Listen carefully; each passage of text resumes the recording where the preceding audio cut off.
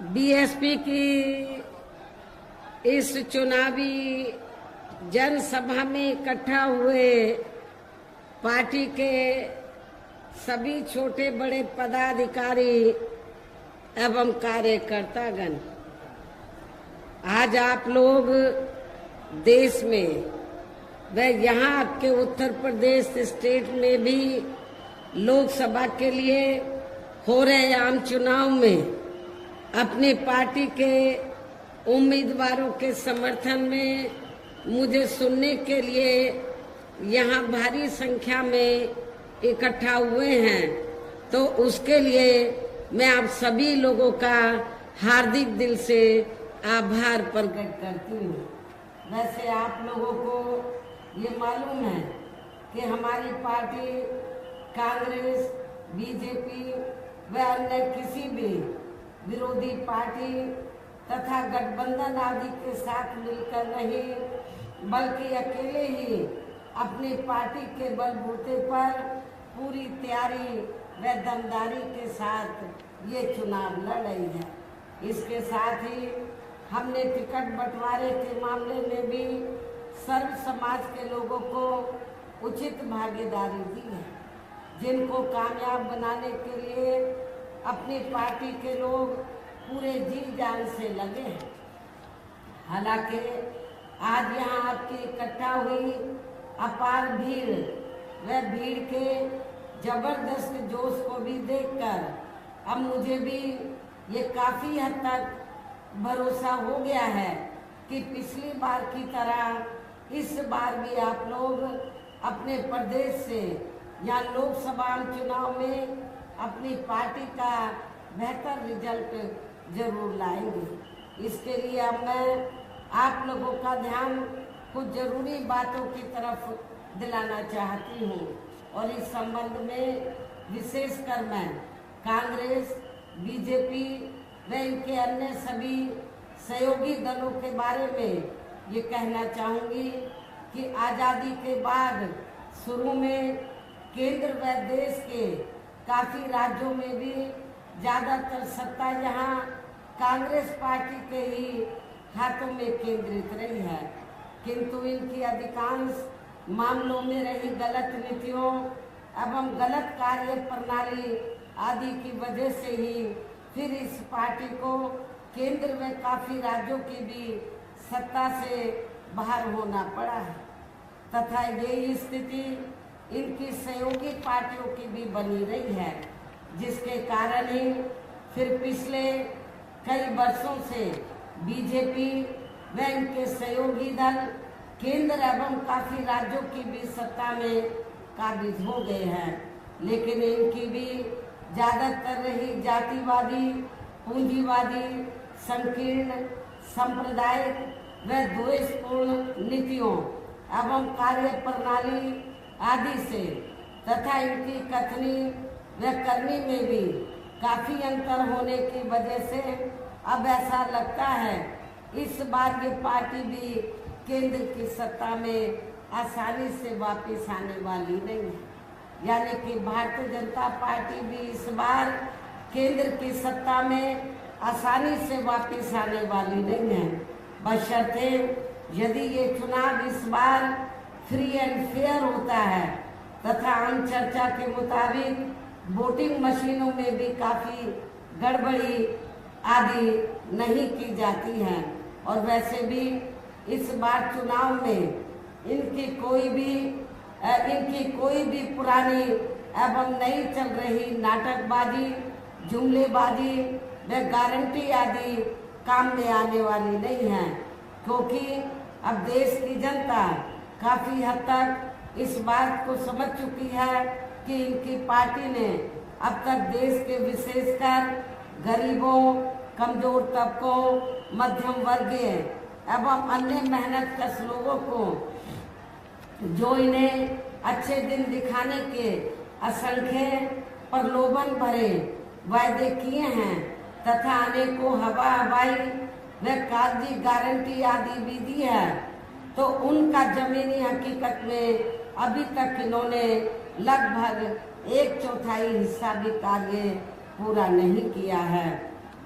बल्कि इसके स्थान पर इनका ज्यादातर समय व ताकत भी यहाँ इनके अपने चहेते रहे बड़े बड़े पूंजीपतियों एवं धन्ना सेठों को ही ज्यादा से ज्यादा माला माल व धनवान आदि बनाने में तथा इन्हें हर स्तर पर छूट देने में व बचाने में ही लगी रही है, जिनके अधिकांश आर्थिक सहयोग से ही ये पार्टी व अन्य पार्टियां भी अपना संगठन चलाती हैं तथा चुनाव आदि भी लड़ाती हैं, जिसका काफी कुछ खुलासा बॉन्ड की आई रिपोर्ट से भी हो जाता है। और इस संदर्भ में मैं आप लोगों को ये बताना चाहती हूँ कि अभी कुछ दिन पहले माननीय सुप्रीम कोर्ट ने बॉन्ड के बारे में जो रिपोर्ट का खुलासा किया है, तो उससे ये स्पष्ट हो जाता है कि इससे स्पष्ट हो जाता है कि इस देश में कांग्रेस, बीजेपी, अन्य जो और भी विरोधी पार्टियां हैं, तो उन्होंने इस देश के बड़े बड़े पूंजीपतियों व धन्ना सेठों से तो अपनी पार्टी के संगठन को चलाने के लिए व चुनाव आदि लड़ाने के लिए बॉन्ड के जरिए इस देश के बड़े बड़े पूंजीपतियों व धन्ना सेठों से अरबों खरबों रुपया लिया है। ये स्पष्ट हो जाता है। लेकिन उस रिपोर्ट में ये भी खुलासा किया गया है कि देश में अकेले ही बहुजन समाज पार्टी एक ऐसी पार्टी है जिसने बॉन्ड के जरिए एक भी पैसा किसी भी इस देश के पूंजीपति व धन्ना सेठ से नहीं लिया है, बल्कि हमारी पार्टी तो हर साल बीएसपी की मेंबरशिप के जरिए व मेरे जन्मदिन के मौके पर व चुनाव के दौरान भी अपने कार्यकर्ताओं से ही थोड़ा थोड़ा धन इकट्ठा करके अपनी पार्टी के संगठन को चलाती है तथा चुनाव आदि भी लड़ाती है। इसके साथ ही यहाँ मैं ये भी कहना चाहूंगी कि इसके साथ ही अब ऐसा लगता है कि कांग्रेस पार्टी की तरह ही बीजेपी ने भी केंद्र की तमाम सरकारी जांच एजेंसियों का ज्यादातर राजनीतिकरण ही कर दिया है। इसके अलावा देश के किसान वर्ग भी वर्तमान बीजेपी की सरकार में शुरू से ही अपनी विभिन्न समस्याओं को लेकर काफी ज्यादा दुखी व परेशान रहे हैं और अभी भी हैं। जबकि यूपी में 4 बार हमारी पार्टी की रही सरकार ने इनके हितों का भी हर स्तर पर विशेष ध्यान रखा है। हमने उत्तर प्रदेश के अंदर अपनी चारों हुकूमतों के दौरान किसानों को समय से खेती करने के लिए सस्ते साधन उपलब्ध कराए और इनकी फसल का भी हमारी सरकार ने उचित दाम दिया है। और इतना ही नहीं, आपका ये जो मिर्जापुर मंडल क्षेत्र है, ये बहुत पिछड़ा हुआ था, तो हमारी पार्टी की सरकार ने इस क्षेत्र को भी बड़े पैमाने पर अपनी हुकूमत के दौरान विकसित किया है। खासकर सोनभद्र इलाका जो बहुत पिछड़ा हुआ था और जहाँ आदिवासी लोगों की हालत बहुत ज्यादा खराब थी, दलितों के साथ साथ इस एरिया को डेवलप किया और यहाँ पर हमने हर ज्यादातर गांवों को सड़कों से जोड़ा और इन लोगों को यहाँ पर रोटी रोजी के भी साधन उपलब्ध कराए। तो तभी से ये एरिया काफी डेवलप हुआ है और यहाँ नक्सली वारदातें भी बीएसपी की सरकार बनने के बाद से खत्म हुई हैं, जब से इस क्षेत्र का विकास हुआ है। इतना ही नहीं, बल्कि केंद्र में पूर्व की रही कांग्रेसी सरकार की तरह ही वर्तमान भाजपा सरकार में भी इनकी जातिहीन, सांप्रदायिक एवं पूंजीवादी सोच व नीतियों के चलते ही पूरे देश में सर्व समाज में से खासकर गरीबों, दलितों, आदिवासियों, पिछड़े वर्गों, मुस्लिम एवं अन्य धार्मिक अल्पसंख्यक समाज के लोगों का भी पूर्ण रूप से विकास व उत्थान आदि नहीं हो सका है। और इस संदर्भ में वैसे आप लोगों को ये मालूम है कि पूरे देश में यहाँ दलितों, आदिवासियों एवं अन्य पिछड़े वर्गों का सरकारी नौकरियों में वर्षों से अधूरा पड़ा आरक्षण का कोटा भी अभी तक पूरा नहीं भरा गया है। विशेषकर एससी व एसटी वर्गों के सरकारी कर्मचारियों का पदोन्नति में आरक्षण भी अब काफी हद तक प्रभावहीन बना दिया गया है और सपा सरकार में तो ये व्यवस्था बिल्कुल ही खत्म कर दी गई थी। साथ ही केंद्र व राज्यों में भी विरोधी पार्टियों की रही सरकारों में इन सभी वर्गों को प्राइवेट सेक्टर में आरक्षण दिए जाने की व्यवस्था किए बिना ही इनकी सरकारों के ज्यादातर सरकारी कार्य अब प्राइवेट सेक्टर के जरिए ही इनके बड़े बड़े पूंजीपतियों व धन्ना सेठों आदि को ही दिए जाने के कारण अब इनको पूरे देश में आरक्षण का बहुत कम ही लाभ मिल पा रहा है। इसी प्रकार इनका अन्य और मामलों में भी शोषण में उत्पीड़न आदि होना अभी तक भी बंद नहीं हुआ है। इनके साथ साथ मुस्लिम व अन्य धार्मिक अल्पसंख्यक समाज के लोगों की भी हालत हर स्तर पर यह काफी ज्यादा खराब व दयनीय ही बनी हुई है, जिसका काफी कुछ खुलासा सच्चर कमेटी की रिपोर्ट में भी किया गया है। इतना ही नहीं बल्कि पिछले कुछ वर्षों से केंद्र व अधिकांश राज्यों में भी बीजेपी व आरएसएस की सरकारों के चलते हुए अब इनका विकास व उत्थान आदि होना भी काफी हद तक बंद सही हो गया है। आए दिन इन पर खासकर हिंदुत्व की आड़ में हो रही जुल्म जाति भी यहाँ काफी ज्यादा चरम सीमा पर पहुंच चुकी है। इनके साथ साथ अपर कास्ट समाज में से विशेषकर गरीब लोगों की भी हालत हमें कोई खास अच्छी नजर नहीं आती है और इस वर्तमान बीजेपी की सरकार में तो अपर कास्ट समाज में से जो खासकर ब्राह्मण समाज है उनका बड़े पैमाने पर पूरे प्रदेश में उत्पीड़न हो रहा है। इनकी गलत कृषि नीतियों के कारण किसान वर्ग भी आए दिन आंदोलित ही रहता है। साथ ही इनकी गलत आर्थिक नीतियों की वजह से देश की अर्थव्यवस्था पर भी इसका काफी बुरा प्रभाव पड़ा है, जिससे यहाँ विशेषकर छोटे एवं मध्यम वर्गीय व्यापारी वर्ग भी काफी ज्यादा दुखी व परेशान है। और अब केंद्र में पूर्व की रही सरकारों की तरह ही वर्तमान भाजपा सरकार में भी यहाँ पूरे देश में गरीबी, बेरोजगारी एवं महंगाई आदि भी लगातार काफी ज्यादा बढ़ रही है। देश में हर स्तर पर फैला भ्रष्टाचार भी अभी तक खत्म नहीं हुआ है। ऐसे में अब आप लोगों को देश में हो रहे लोकसभा चुनाव में कांग्रेस, बीजेपी व इनकी सहयोगी पार्टियों को भी केंद्र की सत्ता में आने से जरूर रोकना है। जिनकी गलत नीतियों व गलत कार्य प्रणाली आदि को आप लोग काफी हद तक आजमा भी चुके हैं। ऐसी स्थिति में अब ये विरोधी पार्टियां इस चुनाव में भी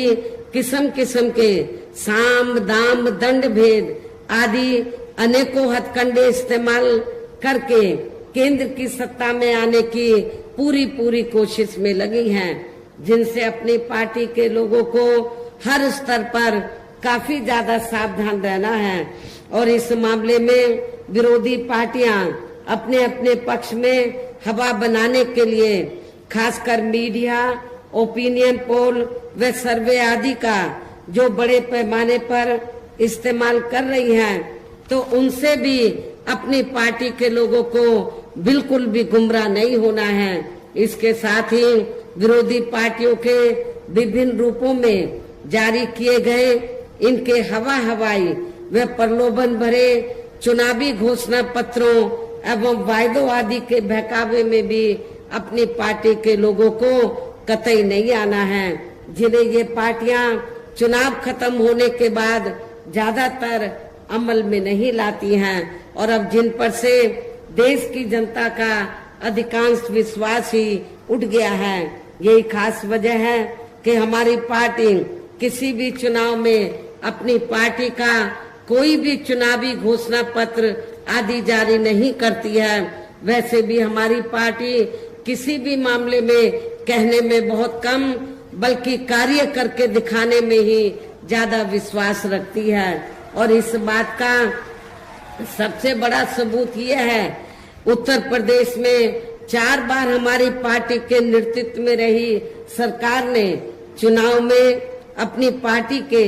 बिना कोई जारी किए गए चुनावी घोषणा पत्र के ही प्रदेश व आम जनहित में काफी कुछ ऐतिहासिक कार्य करके दिखाए हैं, जिनकी अब देश में अधिकांश पार्टियों की सरकारें काफी नकल भी कर रही हैं। जबकि इस मामले में हमारी पार्टी का ये कहना है कि यदि इन पार्टियों के स्थान पर केंद्र में हमें अपनी पार्टी की सरकार बनाने का मौका मिलता है, तब फिर हमारी पार्टी की बनी सरकार केंद्र में यहाँ अब तक की रही सभी विरोधी पार्टियों की सरकारों की तरह केवल हवाई व कागजी कार्य आदि नहीं करेगी, बल्कि उत्तर प्रदेश की तरह ही जमीनी हकीकत में ठोस कार्य करके दिखाएगी। और इस संदर्भ में खासकर मैं ये कहना चाहूंगी, केंद्र द्वारा देश में पिछले कुछ समय से अति गरीब परिवारों को अस्थायी तौर पर फ्री में जो थोड़ी सी खाद्य सामग्री दी जा रही है, राशन आदि दिया जा रहा है, तो उससे इनका स्थायी तौर पर भला होने वाला नहीं है। जबकि आप लोगों को ये मालूम है, आपको ये मैं बताना चाहती हूँ कि जब भी कोई छोटा चुनाव होता है या बड़ा चुनाव होता है, तो पिछले कुछ समय से हम देख रहे हैं कि इस मुफ्त राशन की आड़ में बीजेपी और आरएसएस के लोग हमारे लोगों को, गरीब लोगों को गुमराह करके उनका वोट लेने का प्रयास करते हैं। जबकि गरीब लोगों को ये मालूम होना चाहिए, इनको जो मुफ्त में राशन दिया जा रहा है, बीजेपी और आरएसएस अपनी जेब से नहीं दे रही है, बल्कि देश की जनता जो केंद्र की सरकार को टैक्स देती है, टैक्स से जो पैसा आता है, उस पैसे से आप लोगों को मुफ्त में राशन दिया जाता है। ये देन बीजेपी व आरएसएस की नहीं है, न ही केंद्र की सरकार की है। इसलिए आप लोगों को बीजेपी और आरएसएस के बहकावे में कतई नहीं आना है। वैसे भी इनकी ये जटिल समस्या, गरीब लोगों की ये जटिल समस्या देश में हर हाथ को काम देने से केवल दूर हो सकती है, जिसकी तरफ हमारी पार्टी की बनी सरकार विशेष ध्यान देगी। साथ ही देश में पिछले काफी वर्षों से आए दिन बढ़ रही गरीबी, बेरोजगारी व महंगाई आदि से भी जनता बहुत ज्यादा दुखी व परेशान है, जिसे भी आर्थिक नीतियों में तब्दीली करके जरूर दूर किया जाएगा।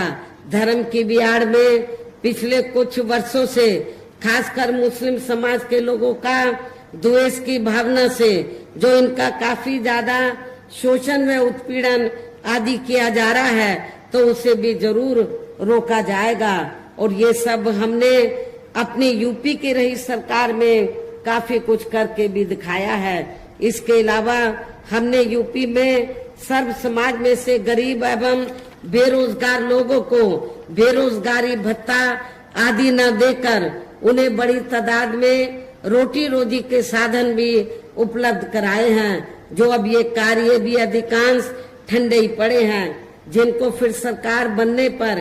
केंद्र में फिर बीएसपी की सरकार बनने पर प्राथमिकता दी जाएगी। कहने का तात्पर्य ये है कि देश में इस समय हो रहे लोकसभा चुनाव में विरोधी पार्टियों के जारी किए गए उनके हवाई व प्रलोभन भरे चुनावी घोषणा पत्रों आदि के बहकावे में अब यहाँ खासकर देश के अति गरीबों, मजदूरों, बेरोजगारों एवं अन्य मेहनतकश लोगों को बिल्कुल भी नहीं आना है। और अब इन्हें ऐसे सभी विरोधी पार्टियों को हर हालत में केंद्र की सत्ता में आने से जरूर रोकना है, जिनकी कथनी व करने में काफी अंतर रहा है तथा जिन्हें ये लोग वर्षों से आजमा भी चुके हैं। ऐसे में अब मेरा यही कहना है कि आप लोगों को अपने खुद के व अपने प्रदेश व क्षेत्र तथा देश के भी हित में अपने वोटों को यहाँ कांग्रेस बीजेपी व अन्य विरोधी पार्टियों को न देकर केवल अपनी एकमात्र हितैषी पार्टी बहुजन समाज पार्टी को ही देना है। जो ये पार्टी उत्तर प्रदेश की तरह ही केंद्र में भी अपनी पार्टी की सरकार बनने पर फिर पूरे देश में यहाँ अपनी पार्टी की सर्वजन हिताय व सर्वजन सुखाय की नीतियों पर आधारित ही सरकार चलाएगी। इसके साथ साथ केंद्र से जुड़ी आपके क्षेत्र की जो भी यहाँ स्थानीय समस्याएं होंगी तो उन्हें भी फिर दूर करने का हर संभव पूरा प्रयास किया जाएगा। साथ ही यहाँ गरीबों, मजदूरों, बेरोजगारों, कर्मचारियों, किसानों, छोटे व्यापारियों एवं अन्य मेहनतकश लोगों के हितों का भी विशेष ध्यान रखा जाएगा। सर्व समाज में से खासकर दलितों, आदिवासियों, पिछड़े वर्गों, मुस्लिम व अन्य धार्मिक अल्पसंख्यक समाज के लोगों के विकास एवं उत्थान के साथ साथ हर स्तर पर इनकी सुरक्षा आदि के लिए भी सख्त कदम उठाए जाएंगे और तभी फिर यहाँ वास्तव में अपने देश के महान संतों, गुरुओं व महापुरुषों में भी विशेषकर महात्मा ज्योतिराव फूले, श्री छत्रपति शाहू जी महाराज, श्री नारायण गुरु, बाबा साहब डॉक्टर भीमराव अंबेडकर एवं मान्यवर श्री कांशीराम जी आदि का अधूरा रहा सपना जरूर साकार हो सकता है, जिनको यूपी में हमारी पार्टी की रही सरकार द्वारा हर स्तर पर पूरा आदर सम्मान दिया गया है। इन्हीं खास बातों के साथ ही अब मेरा देश व आपके स्टेट के भी हित में यही कहना है कि हमारी पार्टी ने यहाँ जिनको भी लोकसभा के लिए चुनाव के मैदान में उतारा है, आपके मिर्जापुर मंडल में या जिनको भी चुनाव के मैदान में उतारा है, जो आपके सामने मंच पर मौजूद भी हैं, तो उन्हें आपको जरूर कामयाब बनाना है, जिसके लिए यहाँ पार्टी के सभी स्तर के छोटे बड़े पदाधिकारी एवं कार्यकर्तागण पूरे जी जान से लगे हैं। और अब अंत में मेरा यही कहना है कि आप लोगों को वोट पड़ने वाले दिन यहाँ बीएसपी के अपने सभी लोकसभा उम्मीदवारों को, अर्थात हमने आपके मिर्जापुर मंडल में मिर्जापुर लोकसभा की सीट से श्री मनीष त्रिपाठी को और भदोई लोकसभा की सीट से श्री हरिशंकर सिंह उर्फ दादा चौहान को, रावर्ट्सगंज सुरक्षित लोकसभा की सीट से श्री धनेश्वर गौतम एडवोकेट को हमने चुनाव के मैदान में उतारा है। मेरी आप लोगों से पुरजोर अपील है कि आप लोग बहुजन समाज पार्टी के इन सभी प्रत्याशियों को बीएसपी का जो चुनाव चिन्ह हाथी है, हाथी चुनाव चिन्ह के सामने वाले बटन को दबाकर इनको भारी वोटों के अंतर से जरूर कामयाब बनाना है, विजयी बनाना है। इस खास अपील के साथ ही अब मैं अपनी बात यही समाप्त करती हूँ। जय भीम, जय भारत।